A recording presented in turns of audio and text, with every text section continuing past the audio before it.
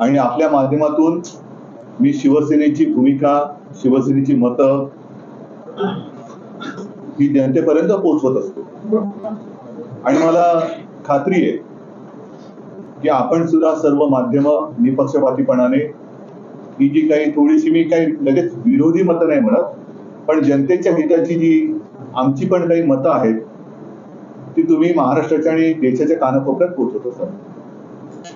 आज मुद्दामून मी तुम्हाला एवढ्यासाठी बोलवलं कारण एकूणच महाराष्ट्रामध्ये हे जे सरकार आहे ते असंविधानिक आहेच, पण आता हे सरकार तरी आहे की नाही असा प्रश्न पडलेला आहे.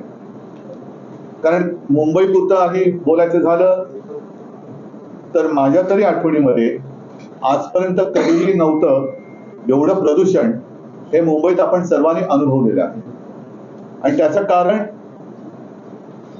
काही तज्ञांशी मी जे बोललो ते असं होतं की नियोजन शून्य विकास काम, आणि त्याच्यामध्ये सगळीकडे धूळ आणि धुळदाण झाली होती. ते प्रदूषण बघितल्यानंतर आपल्या असंविधानिक मुख्यमंत्री आणि सरकारने असं जाहीर केलं होतं की मुंबईचे रस्ते आम्ही धुवू आणि कृत्रिम पाऊस पाडू. यांच्याकडचं सगळंच कृत्रिमच आहे, पण तो कृत्रिम पाऊस सुद्धा त्यांना पाडता आला नाही. सुदैवाने, मी मुंबई पुरतं बोलतोय सुदैवाने, की पाऊस पडला आणि हे प्रदूषण थोडस ओसरलं असावं असं वाटतं. मात्र त्याच वेळेला मुंबई व्यतिरिक्त संपूर्ण महाराष्ट्रामध्ये बऱ्याचशा भागामध्ये या अवकाळी पावसाने आणि गारपिटीने शेतकऱ्यांचं प्रचंड नुकसान झालेलं आहे. माझ्या प्राथमिक माहितीप्रमाणे उत्तर महाराष्ट्र, विदर्भ, मराठवाडा या भागामध्ये जवळपास 1,00,000 हेक्टर शेतीचं नुकसान झालेलं आहे.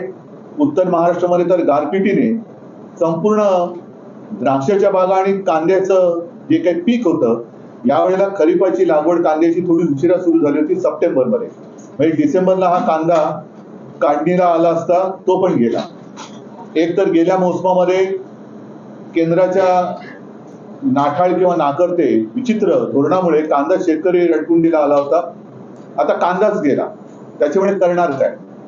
बरं, हे सगळं बघितल्यानंतर मी सुद्धा 2.5 वर्ष मुख्यमंत्री होतो आणि काही गोष्टी मुख्यमंत्र्यांना बसल्या जाण्याची गरज नसते. आज जे मुख्यमंत्री जे आहेत असंविधानिक, ते स्वतःचं घर सोडून इतरांची घरं धुंदळतायत. म्हणजे आज सुद्धा मुख्यमंत्री कुठे आहेत असं जर विचारलं तर माझ्या माहितीप्रमाणे ते तेलंगणाला गेले. तेलंगणाला जाऊन काय प्रचार करणार, कुठल्या भाषेत बोलणार, काय ते सुरत, गुवाहाटी, गोवा कसं त्यांचं हे चोरटेपणाचा सगळा जो काय प्रवास आहे तो तिथल्या लोकांना सांगणार आहेत का? स्वतःचं घर न सांभाळता दुसऱ्याच्या घरामध्ये डोकावणारे हे बुरटे हे राज्याला न्याय देऊ शकत नाहीये. एक तर राज्य असंच पडलेलं आहे वाऱ्यावरती. एक सुद्धा एक फुल दोन हाफ, दुसरे 2 हाफ कुठे काहीच कल्पना नाहीये. कारण मधल्या काळामध्ये सुद्धा दुसरे हाफ होते ते छत्तीसगडला का मध्य प्रदेशला प्रचाराला गेले होते. आज कुठे गेले ते कल्पना नाही. दुसरे ज्यामध्ये डेंग्यू झाला होता ते कुठे त्याची माहिती नाहीये. मग शेवटी ह्या राज्याचा मायबाप कोण आहे? विशेष म्हणजे मी जे मगाशी सांगत होतो की काही गोष्टी या मुख्यमंत्र्यांना माहिती मिळत असते. ती माहिती अशी आहे की साधारणतः गेल्या काही दिवसांपूर्वीच आपल्या हवामान खात्याने एक इशारा दिला होता की या काळामध्ये अवकाळी पाऊस होऊ शकतो, गारपीट होऊ शकते. काय केलं मंत्रिमंडळाने, काय केलं मुख्यमंत्र्यांनी? आपल्या कृषी मंत्र्यांनी असं मध्ये जाहीर केलं होतं, धनंजय मुंडे, की दिवाळीपूर्वी पीक विमा योजनेची अग्रिम रक्कम ही शेतकऱ्याच्या खात्यात गेली नाही तर मी दिवाळी साजरी करणार नाही. मला तर काय ते नंतर दिसले नाही. दिवाळीमध्ये फटाक्यांचा आवाज ऐकू आला, पण मुंडेंचा आवाज कुठे ऐकू नाही आला. त्यांनी कुठे फटाके वाजवले मला काही त्याची माहिती नाहीये. पण शेतकऱ्यांना पीक विमा योजनेची अग्रिम का होईना रक्कम मिळाली का, त्या खात्यात जमा झाली का, मिळाली असेल तर किती मिळाली, किती जणांना मिळाली, आणि जी काही माहिती आहे ते काही जणांची तर थट्टा झालेली आहे. 20-20 रुपयाचे चेक सुद्धा मिळालेले आहेत. मग कारभार कुठे? हे पूर्णपणे स्वतःची खुर्ची सांभाळण्यासाठी जेवढ्या दिल्ली वाऱ्या करतायत तेवढं हे जरा यांच्यावरती काय बोलल्यानंतर आमचे मुख्यमंत्री जे आहेत गद्दार ते गळा काढतात की गरीब शेतकऱ्याचा मुलगा, गरीब शेतकऱ्याचा मुलगा. आदर आहे, तुमच्या शेतीबद्दल आदर आहे, पण गरीब शेतकऱ्याची पंचतारांकित शेती, ज्या शेतीमध्ये हे हेलिकॉप्टरने जातात, मी तर म्हणतो अशी शेती आणि असं वैभव माझ्या साध्या साध्या आणि छोट्या शेतकऱ्याला सुद्धा लाभो, ही मी देवाच्या चरणी प्रार्थना करतो की इतर कोणाचंही शेत असं नसेल पंचतारांकित, आणि शेतकरी बिचारा त्याची पायवाट तुडवत जातो, रात्री अपरात्री वीज नसताना शेतीमध्ये पाणी द्यायला जातो, मग त्याला सर्पदंश होतो, विंचू चावतो, असं असं या पंचतारांकित शेतीमध्ये होत नाही. पण तिकडे जाऊन गळा काढतात. मग ह्या शेतकऱ्याच्या पुत्राने पंचतारांकित शेतीमधनं या शेतकऱ्यांची चिंता का ते वाहत नाही आहेत? आणि हे जे रेवडी माझे भाजपवाले इतर राज्यांमध्ये निवडणुका असताना रेवडी उडवत आहेत. आम्ही तुम्हाला आम्ही ते इलेक्शन कमिशन कडे विचारणा केली, त्याचं उत्तर यायचं आहे की रामलल्लाचं दर्शन, ह्याचं दर्शन, त्याचं दर्शन. अहो, तुमचं दर्शन शेतकऱ्याला कधी देणार? तुम्ही जे काय तिथे रेवड्या उडवत आहेत, 400 रुपयात गॅस सिलेंडर, इतक्या रुपयात हे देणार, तितक्या रुपयात ते देणार, पण महाराष्ट्राने काय तुमचं पाप केलेलं आहे? महाराष्ट्रामध्ये निवडणुका आल्यानंतर तुमच्या तिजोरीची दारं उघडल्यासारखी दाखवणार, पण तोपर्यंत माझ्या महाराष्ट्रातल्या शेतकऱ्याचं आणि एकूण महाराष्ट्राचं जे काय संपूर्ण वाट लागणार आहे त्याची जबाबदारी तुम्ही घेणार आहात की नाही? आणि मध्ये मला खरंच एक प्रश्न मला पण पडला, मला वाटतं त्या प्रियांकानी विचारला की आपले प्रधानमंत्री क्रिकेटच्या फायनलला जातात पण मणिपूरमध्ये जात नाही. मग तोच प्रश्न माझा असा आहे की आमचे मुख्यमंत्री आहेत, पंतप्रधान आहेत, गृहमंत्री आहेत, त्यांना सगळ्यांना बाकीच्यांवरती दमदाट्या करायला वेळ आहे, इतर राज्यात प्रचार करायला वेळ आहे, इतर राज्यात रेवडी उडवायला वेळ आहे, माझ्या महाराष्ट्रातल्या शेतकऱ्याच्या पाठीवरती हात फिरवायला ते कधी येणार? हा एक प्रश्न आहे. कारण ही आता जी प्राथमिक माहिती मी तुम्हाला दिलेली आहे, साधारणतः 6च्या आसपास काहीतरी जीव गमावले गेलेले आहेत आणि 100च्या आसपास जनावरांची प्राणहानी झालेली आहे. यांचं काय करणार? आणि सगळ्यात महत्वाचा विषय की मुख्यमंत्री स्वतःचं घर सोडून घरोदारी फिरतायत. सरकार आपल्या दारी, यार पण कोणाच्या दारी जात आहे तुम्ही? तिकडे दुसऱ्या राज्यात जात आहे, त्या राज्याला काय मुख्यमंत्री नाही? स्वतः पंतप्रधान तिकडे विश्वगुरु आल्यानंतर हे तिकडे जाऊन काय आणखीन दिवे लावणार आहे? तुम्ही स्वतःचं राज्य, स्वतःचं घर का नाही सांभाळत? या शेतकऱ्यांना तुम्ही कधी मदत देणार आहात? आणि भाजपला सुद्धा माझा प्रश्न आहे की तुम्ही इतर राज्यांमध्ये जे काय सगळं मुक्तपणाने थापा मारतायत, त्या थापा आता आवरा. आणि महाराष्ट्रामध्ये आज निवडणूक नाहीये, पण निवडणुकीची आम्ही वाट बघतो आहोत, संपूर्ण महाराष्ट्रात वाट बघतोय. तेव्हा मात्र तुमचं जे काय हे कुभांड आहे, हे कुभांड फोडल्याशिवाय महाराष्ट्र राहणार नाही. तुम्ही लवकरात लवकर तुमचं ट्रिपल इंजिन असेल, आणखी किती इंजिन लावायची ती तुमची तुम्ही बघा, पण त्या इंजिनातून थापांची धूर न सोडता भरघोस मदत आजच्या घडीला जी गरज आहे ती माझ्या राज्यातल्या शेतकऱ्याला करा. आणि ताबडतोबीने मी तर म्हणे आजच्या आज कॅबिनेटची बैठक घेऊन या सगळ्या परिस्थितीचा आढावा घेऊन ताबडतोब तुम्ही मदतीची नुसती घोषणा नाही तर मदत करायला जाहीर करा, मदत करायला सुरुवात करा. मधल्या काळामध्ये आपल्याला सर्वांना कल्पना आहे की पीक विमा ज्या काही देणाऱ्या कंपन्या आहेत त्या कंपन्यांवरती शिवसेनेने आंदोलन केलं. जर काही परिस्थिती सुधारली नाही तर मी तमाम शिवसैनिकांना सांगतोय, शेतकऱ्यांना सुद्धा आवाहन करतोय, मी आपल्याला भेटीला येईनच. हे तर आता काय झालेलं आहे की थोडीशी नेहमी घडणारी घटना आहे की असं दुष्काळ, एकतर महाराष्ट्रामध्ये दुष्काळ आहे, त्याच्यात अवकाळी आहे. आम्ही मध्ये गेलो होतो दुष्काळग्रस्तांची त्यांना एक दिलासा देण्यासाठी. आम्ही जातो, दिलासा देतो, विधान भवनामध्ये विधान सभेच्या विधिमंडळामध्ये प्रश्न मांडतो, मोर्चे काढतो, पण सरकार ढिम्म राहतं. आता हे सरकार बदलण्याची वेळ आलेली आहे. मी सर्व शिवसैनिकांना सांगतो की जिथे जिथे शेतकऱ्यांचं शेतीचं नुकसान झालेलं आहे त्यांच्या बांधावरती जा, त्यांना दिलासा द्या आणि त्यांच्यासह तिथल्या जिल्हाधिकारी कार्यालयावरती जाऊन जिल्हाधिकाऱ्यांना जा विचारा की तुमच्याकडे नक्की सूचना आल्या तरी काय, पंचनामे जे पूर्वीचे राहिले आताचे पंचनामे कधी करणार? कारण आजच एक बातमी आले, कृषी मंत्र्यांनी आपले जाहीर केले की आम्ही वस्तुनिष्ठ, आता कोणती वस्तू आणि पहिली निष्ठा कोणाची तुमची ते सांगा. ज्याची निष्ठाच कोणावर नाही तो वस्तुनिष्ठ माहिती घेऊन काय जाहीर करणार? त्याच्यामुळे या शेतकऱ्यावरती मी दया दाखवा असं म्हणतोय, करुणा दाखवा असं म्हणत नाही, दया दाखवा आणि लवकरात लवकर शेतकऱ्यांना मदत मिळवून द्या. सर, तुम्ही देखील जाणार आहे का बांधावर शेतकऱ्याच्या? बघा, मी जाणं हा भाग आलाच, तेच मी तुम्हाला सांगतो की आता ओघाने आलंच.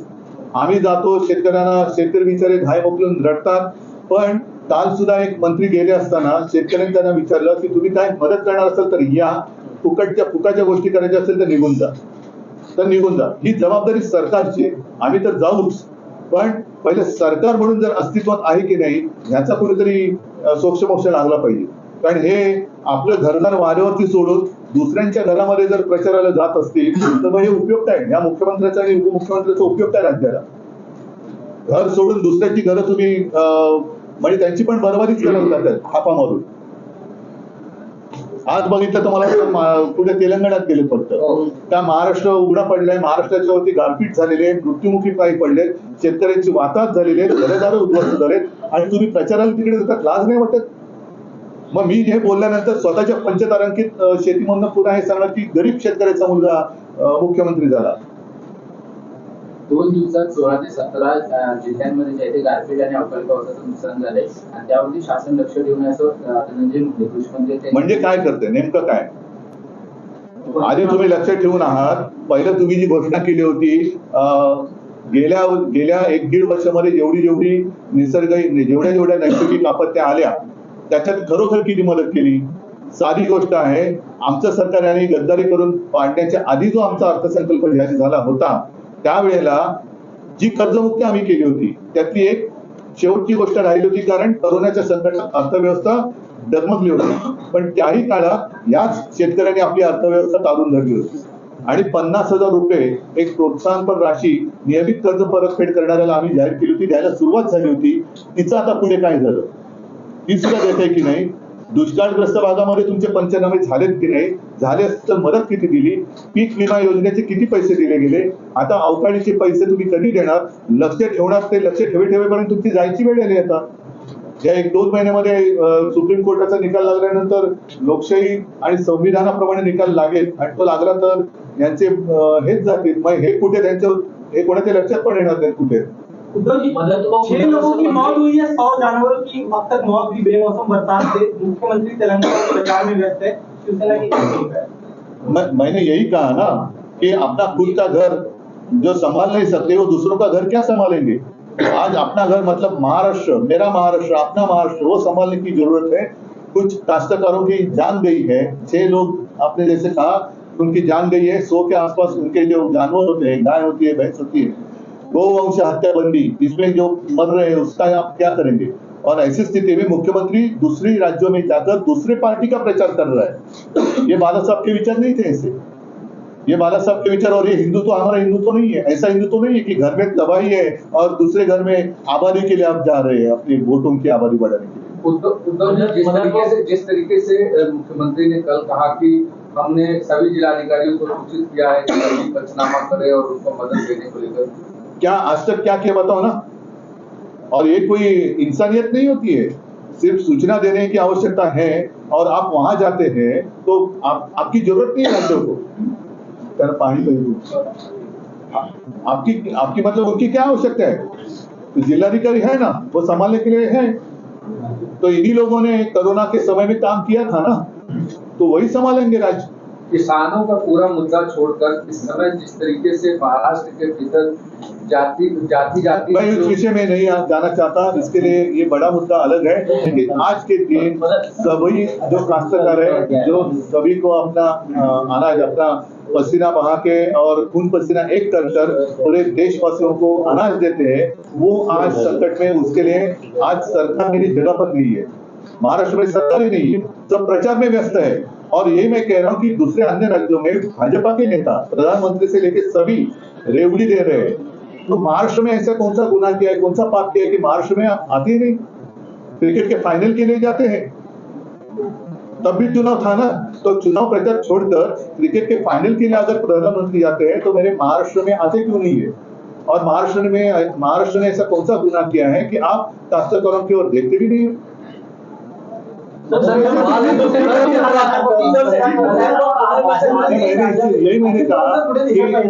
यही मैं कह रहा था कि हमारे केंद्रीय मंत्री जी ने कहा, गृह मंत्री जी ने कि कौन से मध्य प्रदेश में आप भाजपा का वोट दो तो आपको हम रामलला का दर्शन करेंगे. लेकिन भाई साहब, आप मंत्री हो, मेरे काश्तकार संकट में आपका दर्शन तो दे दो. तर अजित पवार गटात प्रचारात दिसत नाहीये. मुख्यमंत्री प्रचार करतात, राज्यातील भाजपचे इतर नेते देखील राज्यात प्रचार करतात, पण अजित पवार गट जो सध्या सगळे नाही, आता महत्वाचा मुद्दा असा, संजय राऊत जी म्हणाले ते बरोबर आहे. आपल्या राज्यात काही तालुक्यात आणि जिल्ह्यात दुष्काळ जाहीर केला, म्हणजे दुष्काळाचं संकट आहे. त्याच्यासाठी तुम्ही काय केलं? आज सुद्धा कितीतरी टँकर सुरू आहे आणि आमचे हे गद्दार म्हणतात आम्ही मुंबईचे रस्ते देऊ. पाणी कुठून आणणार? पाण्याचा नाश करतायत. तर एक तर दुष्काळात हा सरकारचा 13वा महिना आहे. दुष्काळात 13वा महिना म्हणतात, तसं सरकार म्हणजे 13वा महिना आहे दुष्काळातला.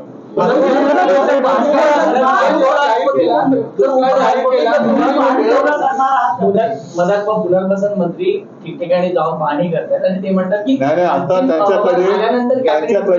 त्यांच्या बरोबर जे गद्दार गेले त्यांचं पुनर्वसन करायचं कसं, त्यांना कशी मदत करायची, हाच एक मोठा भाग झालेला आहे. ते जनतेची काय मदत आणि पुनर्वसन करणार. मात्र मागच्या वेळी जेव्हा दुष्काळ जाहीर केला त्यावेळी जे तालुके जाहीर केले होते त्या तालुक्यातले प्रतिनिधित्व करणारे आमदार किंवा मंत्री त्या बैठकीला नव्हते. मग आता कॅबिनेट जरी नाही, मला आता याच्या जास्त खोलात द्यायची गरज नाही.